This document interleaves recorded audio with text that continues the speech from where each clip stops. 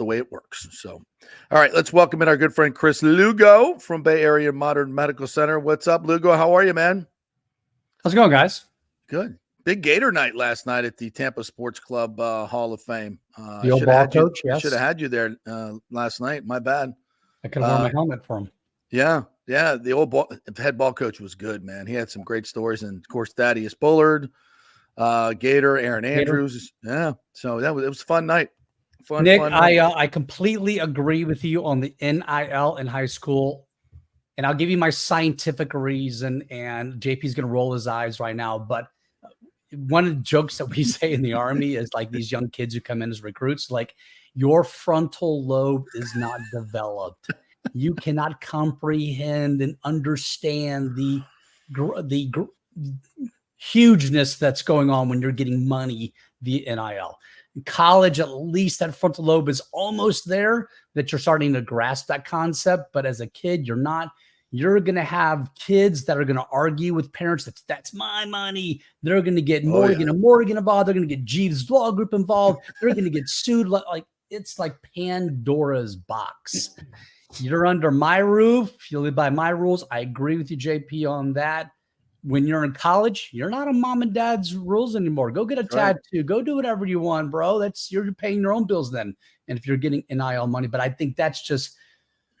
Some people say money is the root of all evil, but that is going to open up like a big ordeal with a lot of families, and that could divide a lot of families, I think, and that would never have had issues before. There's not one kid who did not get to where they were without their parents.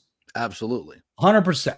That's what I said in the first drivers. Like there's not an F1 driver that's never thanked their mom and dad for taking them to the kart track every freaking week 2 hours away, right, to go race. Like they all know how much time and energy they put in there.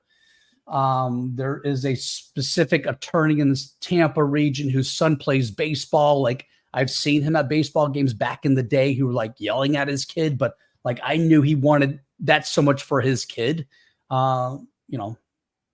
That's who the parents are for, is for the kids. Are they living vicariously through their kids? A majority are. That's beside the point. But those kids, their frontal lobes are not fully developed. Frontal lobes aren't fully developed. I just want kids to be kids, Chris. Is that so hard to ask? Oh, 100%. That's why I just had my G. Willikers, kid. Let's do that for the beeve. Guys, I don't know. I don't know. Let's just. It's 1965 again, and we can do all that. Gee whiz, you guys are living in a freaking fantasy world, man. Welcome to the real world of Instagram and YouTube kids, plenty of time. And 12 and 8-year-olds. Money. I've got people out there telling me that 8-year-olds can decide to have their wiener chopped off, and that's all fine. They shouldn't even be consulting their parents. So we can't get a little bit of NIL money. I mean, what are you guys talking about? Lobes aren't developed. Exactly. So we can do that, but we can't give them a little bit of lunch money? Come on. I mean, it's just the world has gone crazy. Well, that's why, listen, I agree with you guys philosophically. If we could, in a perfect world, shut that down, I'm with you. But here's the problem. The adults with their fully frontal lobe developed in college have screwed all that up because they were greedy and wanted to keep all the money. And now this is what you get. And now we have this, and we'll have it trickles down. Because guess what? You're going to start to see TV rights for high school football and baseball and flag football competitions because people are going to watch them on TV. ESPN is already making a crap ton of money off the Little League World Series, exploiting 12-year-old children. Okay. Why aren't those players getting part of that money? I mean, we've opened up Pandora's box. Some of it is good. It would be great if it was nothing about money. But if you adults are going to sit there and make hundreds of millions of dollars off 12-year-olds playing Little League, well, guess what? We're going to have to even the playing field here a little bit. So we can do this responsibly. And like I said, there's opportunity for growth here. And yeah, guess what? Britney Spears' parents took all of her money or whatever the hell. Right? You're going to have people, young child actors have sued their parents for their money, right? It's the world we live in. It's going to happen. but I think we're lying to ourselves if we think we can control it by just saying nobody gets any money. The parent, no, we're not going to do it.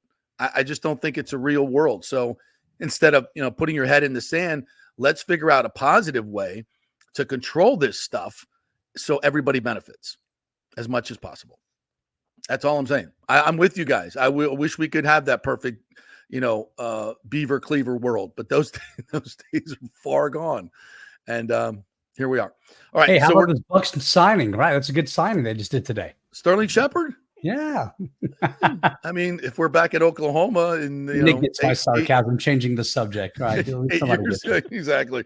Well, I was going to change the subject to blood pressure, something even more important. So, and this is kind of weird because I've had great blood pressure my entire life, but the last couple of times I'm like, whoops, what's going on? So, I have to kind of, not that it's major yet, but it could be there. So what are we looking at here? What are the issues going on?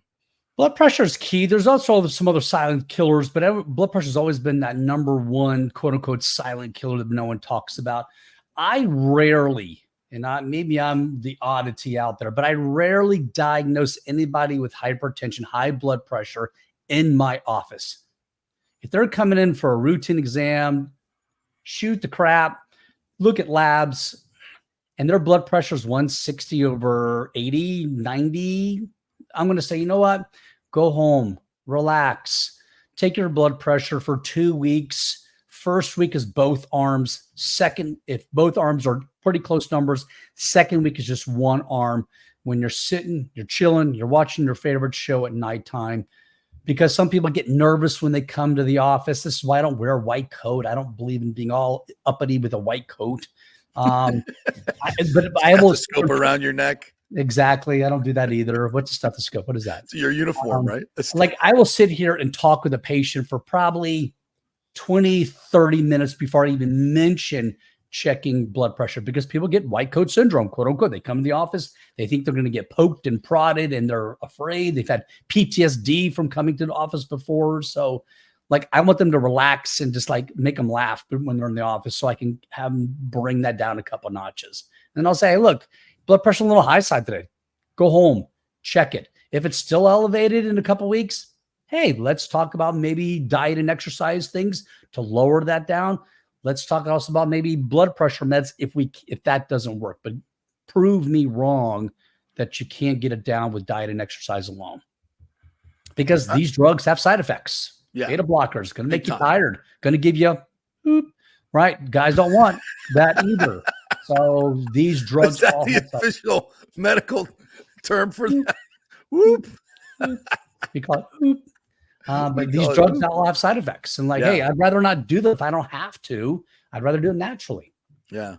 So what do you prescribe naturally to affect this? What diet and exercise? Go strength train. Go to do some walking 4 days a week. Zone 2 training, like everyone's talking about right now. Just go walk. Explain zone 2 training. Zone 2 training. What is it? Yeah. So zone 2 training. So there's 5 heart rate zones for you. We all are in zone 1 right now. We're chatting. Heart rate's low. Zone 2, Ashley calls you on the phone. You're talking to Ashley. You're outside for a walk. You're taking a deep breath every 5 words or so. She knows you're exerting yourself, right? Mm-hmm. Zone 3, zone 4. Now you're taking a big, every third word, you're working harder at that point in time. Zone 5, you're going, go to voicemail. I don't want to talk to you. Right. That's a good way. So Khris Lugo zone 2 is 122 to 134. Okay. Now, when I'm doing my rucks, I've got a chest strap on. I got my Garmin watch on. Like I'm getting it from multiple to find out what my heart rate is really doing. And then once you get into zone 2, that's when the clock starts. You got to stay there minimum of 45 minutes. All right. So for my ruck yesterday, like it took me 20 minutes to get into zone 2, which was really odd. Usually it takes me about 10 to 15 minutes. So I had extended my ruck an extra mile just because it took me a while to get there. Yeah. That will happen over time. Don't expect to do a couple walks and have lower blood pressure. I didn't wake up bald this morning. It's been slowly and insidiously happening to me. Slowly and insidiously, your blood pressure will come I will guarantee I'll get my medical license online. If you do that consistently for 90 days, walking 4 days a week, 60 to 90 minutes in zone 2, you're going to bring your blood pressure down. If not, something else might be going on. You might be that unicorn. So 60 to 90 minutes in zone 2? That's what I normally say, 60, 90 minutes, 4 because it times takes a week. most people 10, 15 minutes to get there. Yeah. So it's a walk. It's not a run. Stop running unless you're training for a race. Stop running. Walking, this is not 1980s briskly walking, jazzercising. not walking slowly with your head in your getting your heart rate up. Yeah. You can do that by just walking alone, especially in this heat today. Yeah. Your heart rate's going to get up a little quicker. Yeah. Now, can you do that with strength training? Because like if you're in the gym, just, lifting weights, you should be in zone 2, right? If you don't take 3-4 minute breaks between sets. Heart rate's going to come up and down. It's going to be more difficult to you to do that when you're strength training, just because it's going to, depending on how much weight you're pushing up, what set you're on, how far into it, you don't know what your heart rate's doing. It's hard to tell. With chest strap on, watch, it's going to be harder for you to fine tune that heart rate. The best way to do it is a couple different ways. One, get on a treadmill. 3 miles an hour, 3.5 miles an hour, a little bit of an incline to it. Start walking, see if you can get that heart rate off that monitor. If it's Bluetooth, you can see the number live, or get on the bike, cycle. That's usually an easy way to do it too. You can watch your heart rate do it, and you can slow down. You can speed up depending on what your heart rate's doing. All right. But it's hard to do when you're just strength training. Yes, is your heart rate up? 100% it is. Are you going to be able to keep it in that zone? Fine. It's going to be hard to do. It's got to stay. You got to stay in there. Once you get in there, that's when the time starts, and you got to stay in there a minimum of 45 minutes. Your Tour de France, we've talked about this before. Tour de France guys, it starts in a couple of weeks, right? They spend 80% of their training in zone 2. For them, that's going out, having a BS conversation on the bike, laughing it up. But they're going on the bike for a couple hours. They're staying in zone 2 for that. That's 80% of their training is zone 2. That will lower blood pressure. Okay. And you said homocysteine, low vitamin D, low omega-3. Those are symptoms. Yeah, so I love to check for homocysteine levels. That's a cardiovascular inflammatory marker, for the lack of better words. Right. Having elevated homocysteine levels is associated with the methylation genes. More importantly, the MTHFR, the mother gene. Yeah. That's important to know, because if you have that and you have elevated homocysteine, that can be irritating your arteries. All right. So it's important to get that down. So one thing that I take is MethylGuard from Thorne MethylGuard. That's one thing I take to lower, because it has methylated folate. It's got methylated B12 and trimethylglycine in there to help lower homocysteine levels. That's an important key. And that's something, hey, just get your blood work done, check it, see what it is. Do you have the gene?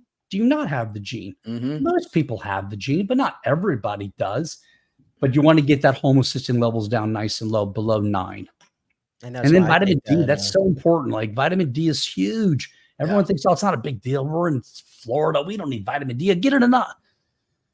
You'll be really surprised. So you need to take vitamin D. 10,000 international units is what I normally recommend, but always check those levels. Make sure, check it a couple times a year. Make sure you're in the sweet spot. 55 to 95 is the sweet spot for vitamin D. All right, Nick, what were you saying? No, I was going to say the NethelGuard. That's exactly what Chris prescribed me to. I take the same thing from Thorne. Nice. Morning and night and everything. So yeah. What's your email? Those are things that, like, your regular Western medicine provider doesn't check, doesn't care less, didn't learn it during residency, didn't learn it during school. Homocysteine, what is that? Like, homocysteine? Oh, vitamin D. We learned about that way back in the day about overdoses. Like, they can care less about that stuff. They're going to check a CBC, a CMP, and a lipid panel. I guarantee the majority of people listening to this, that's what their provider does, is check those 3 things. That just tells me if you're going to die in the next 12 hours. It does not give me intuitive information on your life, on your longevity, your marginal decade of life, as we would say. It doesn't help us. Yeah. Okay. Because this is important, because it's one of the things you focus on is prevention. Don't get sick in the first place. It's all about preventing stuff. Yeah, and when the doctors today, they don't even talk about that. It's all about what's going on right now. Because they don't have time to talk about prevention. I got time to talk about your active disease right now, your diabetes. Oh, hey, take this extra pill.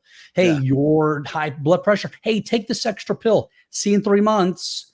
I don't have time, if I take insurance, to sit down and educate you on why we're doing what we're doing and the importance of what we're doing to get you off that statin, to get you off that beta blocker, to get you off that metformin, unless you're doing it for anti-aging, like the importance of all that stuff. We don't have time to do it when you take insurance. I don't take insurance. I have time to do it. There you go. There's the difference right there. Don't get sick. That's the best way to go about it. Don't get sick. Take care of yourself. That should be your new marketing line. Don't get sick. That's how we do it. Don't come to me when you're sick. We're going to make sure you don't get sick. That's how we do it. All right, partner, BAMMC.com. Email you as well. If you want that Thorn 20% off, you can get that with his code. So email Chris as well. Email me and I'll get you my links to Full Script and to Thorn. Give you discounts on all those supplements. Yeah, that's big. Don't buy the cheap stuff. It's not worth it. You're just taking throwing money away. You got it. All right, partner. Thank you, man.